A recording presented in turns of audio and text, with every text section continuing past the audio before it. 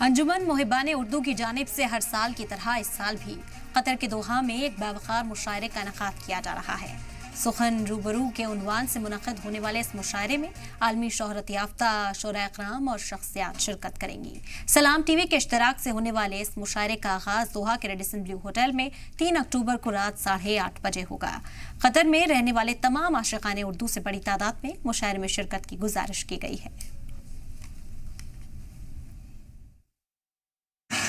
اپنی تہذیب و تمدن، اپنی ثقافت اور روایت اور شعر و ادب کی حفاظت ہم سب پر فرض ہے۔ قطر میں منعقد ہونے والا سالانہ عالمی مشاعرہ سخن روبرو اسی سلسلے کی ایک کڑی ہے۔ انجمن کے زیر اہتمام گزشتہ 15 برسوں سے ہر سال ایک نہایت عظیم الشان اور باوقار مشاعرے کا انعقاد کیا جاتا ہے، جس میں دنیا بھر کے تمام اہم شعراء مدعو کیے جاتے ہیں۔